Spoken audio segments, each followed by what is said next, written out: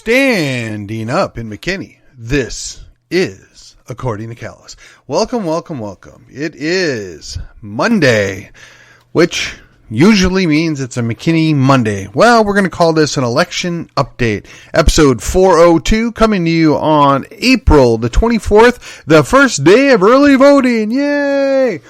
Okay, before I get into the content, let me just remind you, you can like, share, and subscribe this show to help me help you. You can, if you feel so motivated, to rate and review this show as well. Please follow me over at your favorite podcatcher and follow me on the social medias at According to Callus. Thank you, and let's go. And once again, want to thank my 3 listeners out there. I think we hit 125,000 downloads over the weekend. I will be double checking that number this evening. That's it. You know, we're hitting north of 500 on average per episode, closer to 6, and I'm really enthusiastic about it. I like where we're going. We have to continue to fight back and to do it smartly. So here we go, on with the show. Being that it is Monday, we talk about McKinney, and well, being that it's early voting, we must spend some time on the election. I will try and be succinct, because at this point, if you haven't come up with a decision or you don't know which way you're leaning, I'm fairly certain nothing I'm going to say is going to change that. That being said, just a little bit of modest observation will point out that they've gone all in on this election. The ruling oligarchy, right? The elites who think they run this town, they've gone all in. I can't think of a time before that I've ever seen a mayor put his own campaign sign out saying, well, because I'm the mayor and you like me, you should go ahead and vote for these candidates. Now, that strategy might work. It might be enough to get them over the finish line. I'm dubious. I gotta wonder if maybe they're slightly concerned that the mayor decided to go all in on this bet. Now, it may win. They may pull it off, and even at that, they're going to breathe a sigh of relief. Unfortunately, that means our man Chad Green will be spending the next 2 years getting beat up and assaulted, both literally and figuratively, if Stephanie Odell is still there. So, or for that matter, Amy Dankel.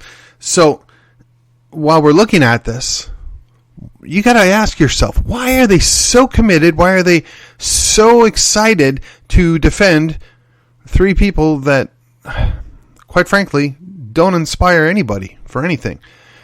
I mean, Amy Dankel has been quoted as calling us Nazis. Oh, you don't believe me? Go watch the televised, the live streamed version of the forum that she was at, and she said we had a war, because the United States doesn't ban books, mind you. We had a war to prevent that because we're not Nazis. So I guess that she's not aware that Cody down in Plano and Stephanie out in Frisco both subscribe to Judaism. They're both Jewish, and they want to restrict pornographic or inappropriate materials from being given to minors. So how does that work, Amy? We're going to call Jewish people that are conservative Nazis now because it doesn't jive with what we want? Really? And I realize that it's very upsetting to you and, you know, the other 2 that are out running for re-election that somebody would dare question you and your wisdom. Especially since you are the sole novo to removing the one book that you all have dealt with because they followed the process that took 6 months to get one book removed, and even then you weren't satisfied and you wanted to leave it there. Now again, the process is the punishment, right? What parent is going to take 6 months of their life to remove a book? Well, Wouldn't you know, we do have a few of those parents here in McKinney ISD that went through the arduous task of questioning and getting a book removed. But moreover, we had not one, not two, but three McKinney residents that had enough. And they decided to run, to replace the three ladies that, quite frankly, don't care about your children. Their friends put out the messaging, "Save our schools." Well, what are they saving? The buildings aren't going anywhere. Nobody hates on the teachers. I mean, even the most extreme anti-grooming individual fully realizes that it's a small percentage of teachers that are doing questionable things. But that's not the messaging that we get from these progressives. Anybody that questions anything is automatically a hater, which is the second thing that Amy Dankel has had to resort to. We're the hate slate. Yeah, I'm pretty sure it doesn't work that way, because none of the three individuals that are running out of hate or running because they hate anybody. They don't like some of the behavior on the school board. They don't approve of a lot of materials that the school board apparently finds agreeable. And they don't appreciate the way they've been treated and mistreated over the last year or so. What is very interesting to me is, over a year ago, they had an opportunity to address these issues, to refine the process so that they could have these books reviewed and dealt with, that they could review and look into some of the practices for hiring or the practices for letting out the new contracts for work to be done in the school district. They could have reviewed all of that and done it above board, but they chose not to. They just chose to put it out there and say, you must agree with us or you're a hater. Or better yet, when all else fails, just say we're not Nazis. We don't want to be Nazis. Because apparently that trump card still works in somebody's mind. But unfortunately, much like the term racist, it no longer has any meaning. When you don't have an argument, you just call them a Nazi. That doesn't work anymore. I mean, even moderates get that, right? And I know that the school board is driven mostly by moderates that go out and vote. They want to go along to get along. They're very comfortable with the status quo in many ways. And while that's, I guess, something to be applauded in most circumstances, the reality is the status quo in McKinney is B-rated at best. Now, they wanted to blame COVID. They wanted to blame the shutdowns. And while that's all true, they adjusted the standards. And all the other surrounding districts were able to meet the new adjusted standards to maintain their A status. So what happened?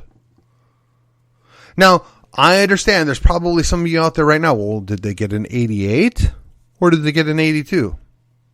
That's a fair question. But I don't think they're going to be giving that information out and provide it for scrutiny anytime soon, because it doesn't serve their purpose. It doesn't follow their narrative. And honestly, at this point, their narrative is very concerning. I mean, you have to get the mayor, whom apparently still has a majority of people in town that approve of him for reasons that I'm not entirely sold on, to basically endorse and campaign for you because you're so lackluster, so uninspiring, that you can't beat three parents, or in one case, grandparent, that live in town that got tired of your stuff. I have no idea how much money was piled in to maintain these three individuals on the school board, but I got to tell you, it looks like an impressive sum of money. And the more impressive the money is, the more unimpressive their candidates must be, is the way I'm looking at this. Now, maybe that's not fair. Maybe you say I'm being rude, but I've watched this and I've kept largely objective on this, right?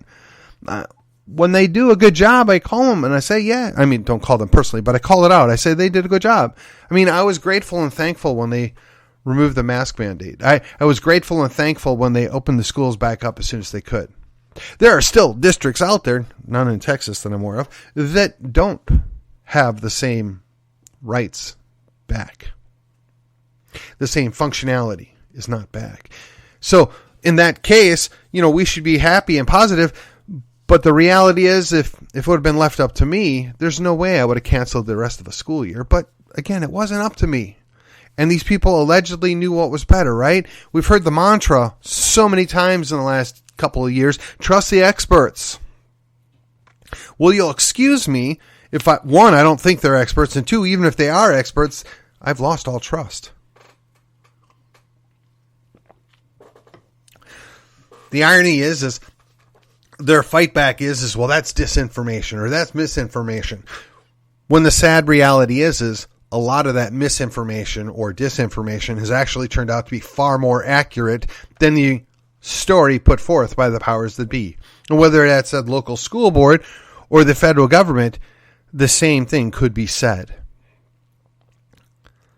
It's disastrous to train generation after generation of people to not question anything and to just follow the narrative and then behave like little lemmings. But unfortunately, that is what the design of the government school system is, right? You are aware of that. And while that personally impacts me to the point where I'm not a fan, I realize I'm fully in a minority. And so that leaves me no other choice but to find the best candidates, or at least the least bad candidates or whatever, and support them and help them beat the incumbents that clearly don't care about my questions, my concerns, my family's needs. They desire only to maintain their own power and their same policies that, quite frankly, leave a lot to be desired. Well, we're talking about it, and they're talking about their talking point of saving the schools. Again, what are we saving them from? I know the old mantra is, well, we want transparency. We want to eliminate waste and fraud. Okay, well, that's all well and good. And to the average voter, they're wondering, what in the world are they talking about? Or worse yet, yes, it's all over the place. It's endemic. We must deal with this. Well, and that could be the case, right? There's always some fraud.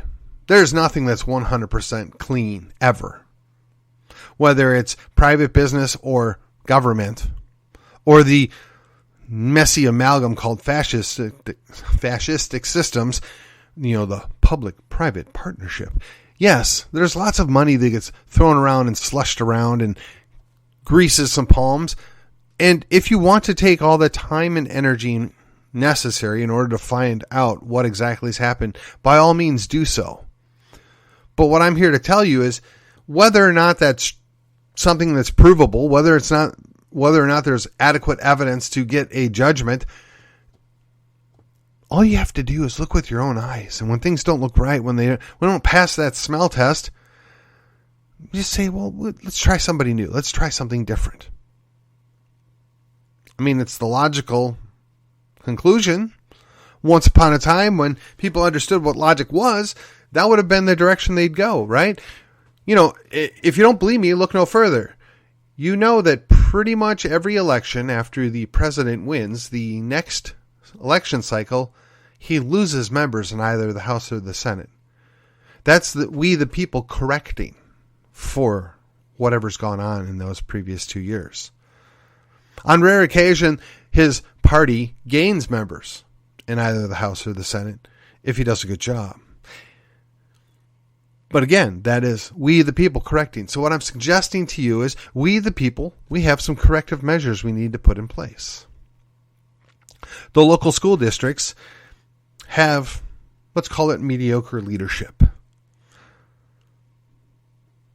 They don't really have a way to rein in and control their superintendent, what their superintendents do. We've heard that they're supposed to be a gang of 8, a team of 8. Well, no, actually, that's not how it's supposed to work. The school board trustees are supposed to act like the board of directors, and they're supposed to lay out a list of things that they expect to happen and work that out with the superintendent and come up with a way to measure what happens with the superintendent over the next period of time, whatever it is, a semester or a year, and then review that with their superintendent, which is in this case acting like a CEO. But much like every other organization, when you pad your middle management, when you have your ranks so thick with paper pushers in the middle, things just don't get done. People have jobs to justify having a job. And the question then becomes is, well, where could we lean this out? Where could we do better? We agree that there's a whole lot of teachers out there that probably should get some more money. They whether it's just a flat out raise or a bonus. But when you listen to a member of the board say, well, no, we don't believe that teachers need more money. Oh, you don't believe me? Yeah, go back and review that, watch it. Whether you're a fan of Kyle Sims or not, he did record it and live post what was said. And when you've got two members of the school board running for re-election who basically say merit pay doesn't help us retain teachers, and then turn around and say, well, if you spend more money, you get better results. Well, the question then is, where's the extra money you're spending going if it's not to the teachers? Well, I can speculate, right? That's that middle management. That's that group of people that really don't do anything to actually teach the students, but they facilitate filling out paperwork and accommodating requirements from other government agencies so that they can get a little bit more money. One wonders, what is the priority? Is the priority improving the students' understanding of the things they need to know in order to go on in life? Or is it to grow the system so that we can have as many people working there and getting as much money out of the system as we can? And I'll grant you that they're not necessarily mutually exclusive, but they are divergent goals. And it is questionable as to why you spend so much time and money to grow your organization, yet the results don't seem to meet the expectations. So as you go out into the voting booth today, I cannot be more clear. A vote for the incumbent is a vote to continue the degradation of the school district of MISD. And while you're at it, keep in mind, Frisco's at the same crossroads, right? They have an opportunity to get at least one, if not two members on that board that will be extremely helpful in the budgeting process and reining in some of the more abhorrent behavior. The idea that you hate somebody because they need their mental health checked, because you have concerns about what they might be doing to themselves that will permanently alter their entire lives. If anything, that's compassion. That's concern. They've flipped it, and yet we're playing defense all the time. Well, I'm here to tell you, that's not the way I roll. If you really think that cutting off healthy body parts of a minor child is a good idea, I don't want to be a friend of yours. I think maybe you need to go check yourself if that's the way you feel. Are there extraordinary situations where maybe, just maybe, yeah, okay, fine. You can have that argument. You want to talk about, 0.5% of people. Okay, fine, I'm game. Let's sit down. We'll have that longer conversation. But for the 99.5% of the general population that maybe, just maybe, needs a little counseling, needs to talk to their pastor or their parents or extended family and have a little sit down about, yeah, it's tough being a kid and it's tough being a teenager, but doing these things to yourself now will only alter your entire life. And you can never, ever undo them. Hey, but if you're 19 or 20 and you want to go do that stuff to yourself, I'm not going to stop you. I think you're crazy, but I'm not going to stop you. That's between you and God. But we're doing this and allowing this with little kids, and somehow we're supposed to go along with this, and we're supposed to say we're affirming and this is good. I'm sorry. If the school district was doing such a great job of teaching little Johnny and Mary to read and write and work on their math, maybe we could have a conversation about the use of counselors to come in and help some of these students in some rough times when they're, mentally challenged. But we're not. And then we're taking away opportunities, generally, to help students that are not in the top 50%. We sell them the idea that they should all go to college, but I'm here to tell you there's at least 30% of the students that really have no business going to college, but we need to offer them other opportunities. We need to give them direction in life. We need to tell them that there's more than just college when you finish high school. We're doing everybody, including our nation as a whole, a disservice by pretending otherwise. But again, the only mantra is we graduate 98 or 99% of the students. Well, sure, what good is that, though, if they're not qualified to actually receive that graduation because you manipulate the numbers to maintain a certain status, to maintain a certain quotient. When you cheat the system, you're not doing anybody any good. But again, if that's what you're okay with, if that's what you want to continue to tolerate, then yes, by all means, go vote for the incumbents. But I don't want to hear you complain, cry, and moan when things continue to get worse. And yes, I know for some of you out there that may be listening to my voice, you have your concerns. You're not certain that these new candidates, that the challengers are better. Okay, that's a fair question.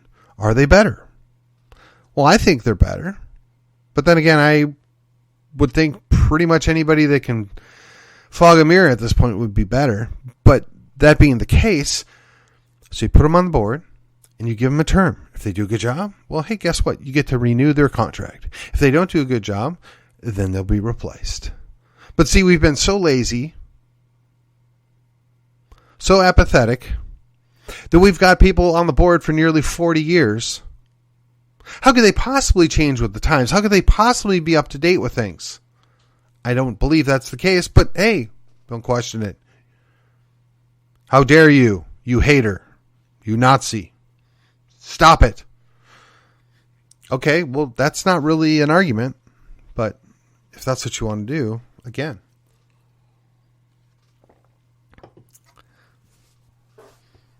And while we're at it, you know, there's more to the election than the school board. But apparently, the entire world's woken up to the problem that, hey, we have these school boards doing some crazy stuff and messing up our kids.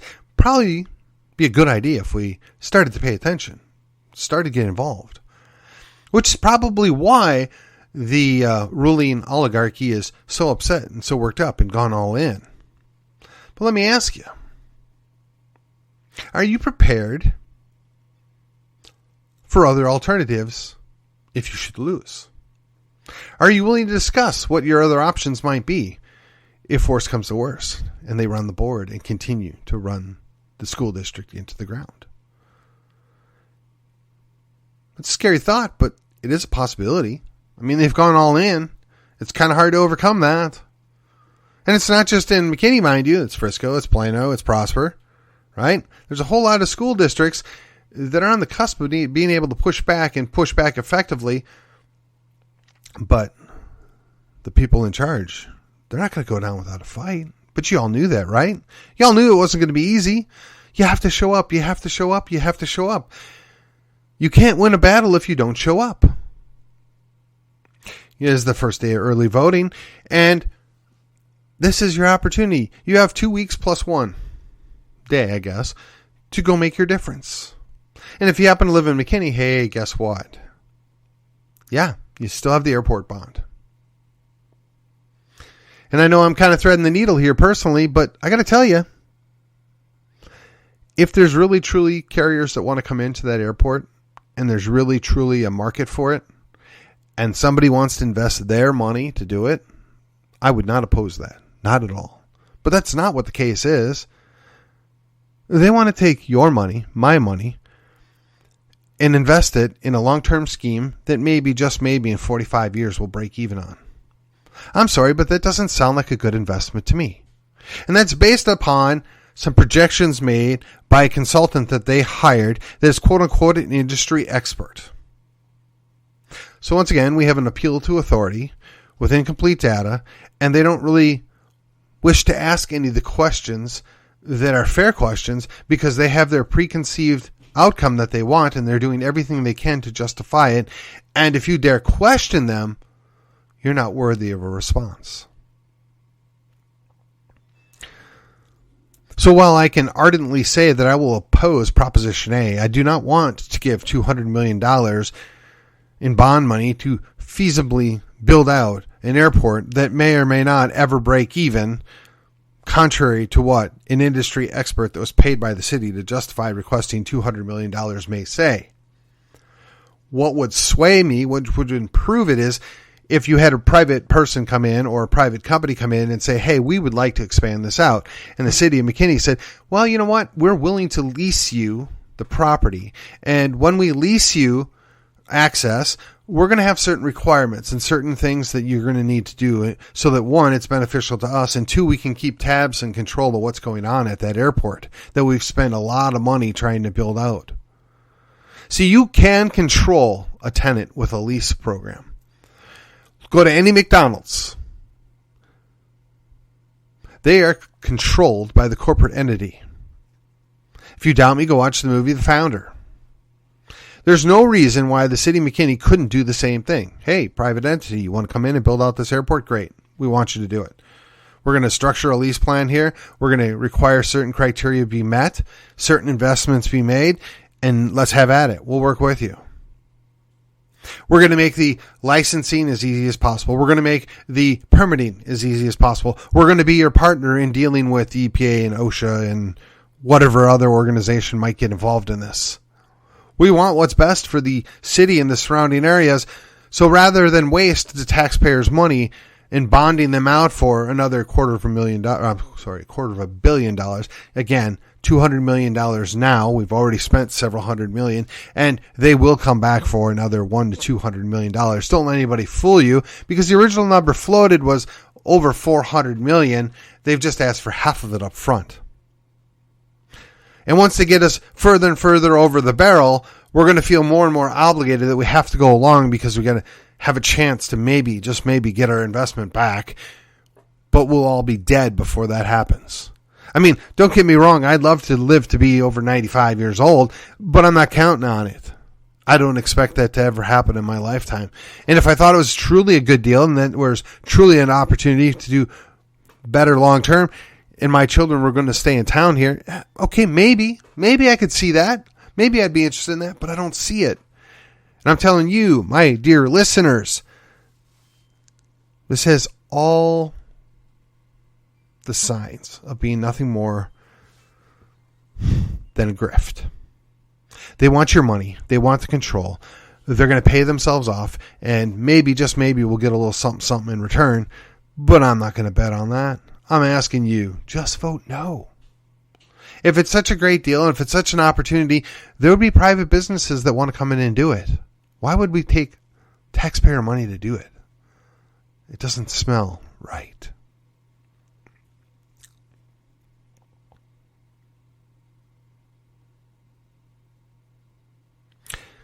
And if you have any doubt, just look at the fact that the city council refused to make this decision on their own. They knew full well that, one, they maybe, just maybe, could get the votes to pull it off. But if it goes south, which it's likely to, they didn't want to look bad. They pushed it off on the voters. A lot of voters have no idea what's going on. They're uninformed. They trust the experts. Hey, the mayor's trotted out this industry expert that's also a consultant that the city's paying. Oh, I'm sorry, not the city. The organization that was created by the mayor and some of the beneficiaries of a new airport to spew out their information and convince we, the people, that we should spend our money to make these people richer. I'm sorry, I'm not good with that. I mean, I know this is standard play, right? But I've had enough of Jerry Joneses in my life.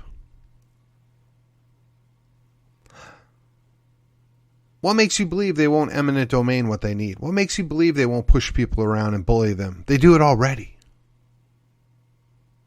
The mayor is not a nice guy. When he wants something, he does everything he can to get it. And while he is just the face of the organization, you think Craig International or Van Tile is going to take this sitting down? They were expecting their nice payoff, and they're going to get it somehow, some way. They may flip the property. They may find other investors. Don't really care, but why are we giving them taxpayer money? I mean, it's bad enough that we gave money to the independent bank to relocate. To justify the massive expense, we've just offset it with your taxes.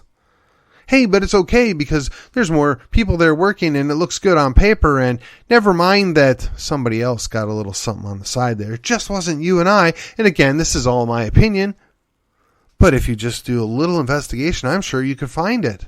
I'm sure you can find the evidence there. These sweetheart deals, they've gone on for time immemorial. And quite frankly, they really don't bother me because that's the way things get done.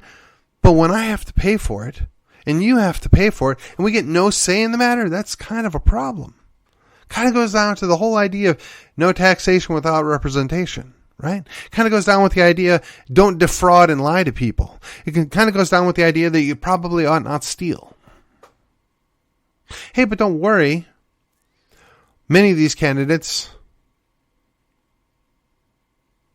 well, they have the same God that you and I do. They would never do that.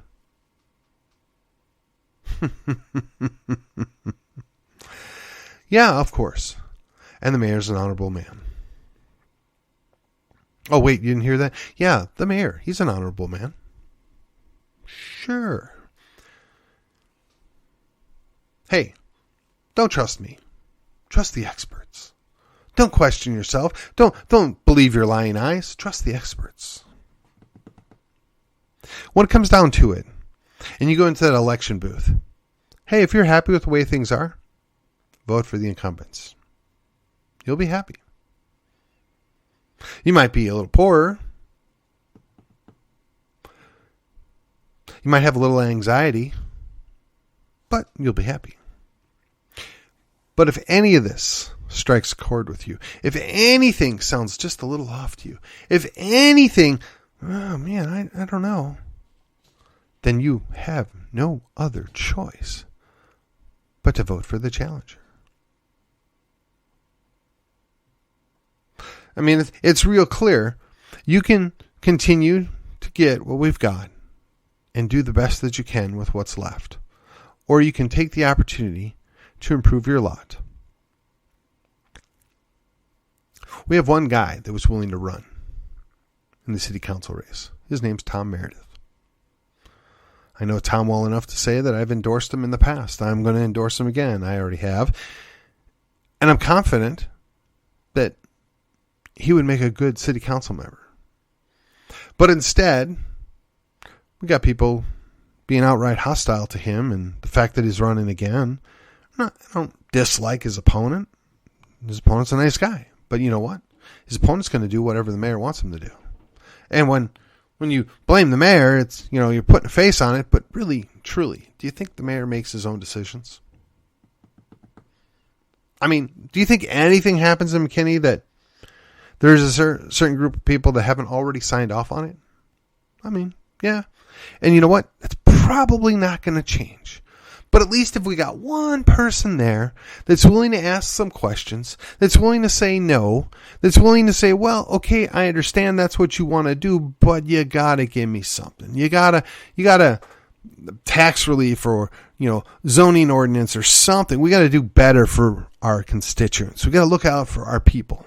Somebody's got to be willing to say that. Somebody's got to push back just a little bit. We don't need a bunch of yes men. We don't need a bunch of rubber stamps. But unfortunately, that's what everybody expects all the time.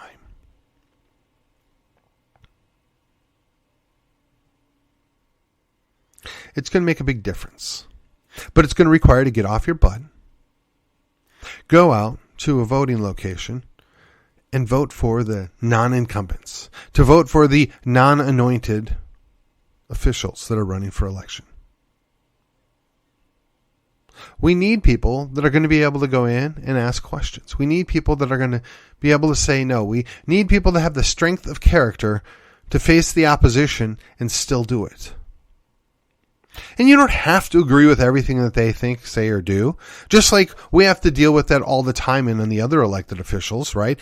And the incumbents, certainly you don't support everything the incumbents do 100%. So what does it hurt? What's the harm to try something new? I mean, I've already given you evidence of what the school board president thinks of people that dare question her and her decision capabilities. You're either a hater or a Nazi, and sometimes both. You're not worthy of the consideration. And you know, I feel like this needs to be brought up because certain people get a free pass on their behavior because they know the secret thing. Certain people can say, let's call it racist statements. And that's okay because they have the secret knowledge that makes it okay. This would be an instance where this happened, right? It's going to be a free pass for a whole lot of people. And God forbid that lady shows up for another term as the president. But I'm here to tell you, tomorrow is going to be a new day. And if you're just the slightest bit iffy on the incumbents, Speary, Dankel, and Odell, just wait. Tomorrow morning, you're going to find out what the TEA has to say about all this. That's right. I have got a special interview with a man that fought back against the school board.